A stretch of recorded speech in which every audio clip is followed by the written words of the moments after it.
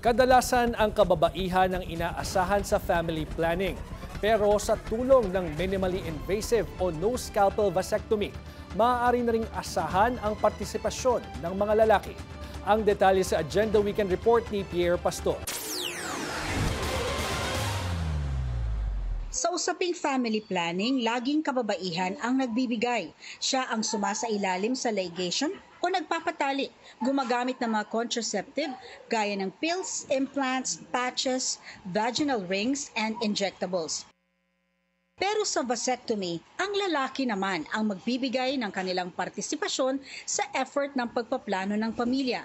Sa ngayon, non-scalpel vasectomy na o minimally invasive o hindi na kailangang hiwain pa. Sa kaso ni Dr. John D. Flavier, chairman ng Cooperative Movement for Encouraging NSV or Semen, ginagawa niya ang operasyon at siya mismo na may 2 anak ay nagpa-vasectomy rin para sa kalusugan ng kanyang asawa. Wala pang 1 linggo pagkatapos ma-cesarean, nagdugo yung kanyang matres sa loob, yung hiwa. Kaya sabi namin medyo delikado ka magbuntis, tama na yung 2. Simple lang naman ang procedure at kadalasang 45 minutes lang ang itinatagal. Pero ngayon, imbis na hiwa, ang ginagawa lang namin, lalagyan ng pampamanhid, tapos may pangsundot kami na nabubuka yung, nababanat yung balat, maaabot na rin. Ang maganda dun sa binabanat lang yung balat, pagtanggal mo ng instrumento, kusang nagsasara. So hindi mo na kailangan tahiin. Merong may maliit na butas lang. So kung minsan plaster lang at gasa, okay na yon. Yung vas deferens, yung vas, yun yung tubong dinadaanan ng sperm cells. So doon dumadaan. So pagka tinalian at puputulin,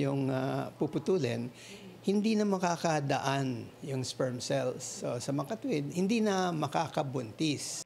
Si Doc John din mismo ang makakapagpatunay na walang side effects o nagbabago sa lalaki matapos ng non-scalpel vasectomy.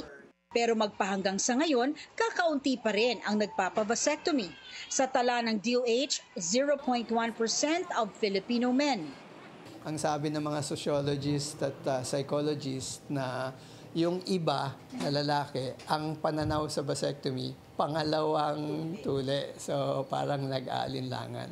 So, bukod dun sa 2 yon, yung pangatlo, kulang lang talaga sa kaalaman. Kaya sa tulong ng DKT, isinusulong ng Semen ang male involvement in family planning sa pamamagitan ng pagpapaigting ng edukasyon para maitama ang maling paniniwala ng kalalakihan at para i-empower na ang mga health facility na maaring lapitan ng mga lalaki. Una po ginawa namin, pinag-aralan namin, paano ba makipag-usap sa mga lalaki? Ano ba yung gusto nila when it comes to availing yung health services? So nakita po namin, una, gusto nila discreet. Kaya kung pag pinatawag mo sila sa community, hindi po yan a-attend. Pero nung tinry po namin sa social media post ng mga ads or link, doon po sila nagme-message sa amin. Ang pagpaplano ng pamilya ay hindi lamang para mapigilan ang paglobo ng populasyon, kundi para masiguro na natutugunan ang pangangailangan ng bawat miyembro ng pamilya. Malulusog, makapag-aaral ang mga anak at mapaghandaan ang mas magandang bukas. Para sa Agenda Weekend, Pierre Pastor, Billionaire News Channel.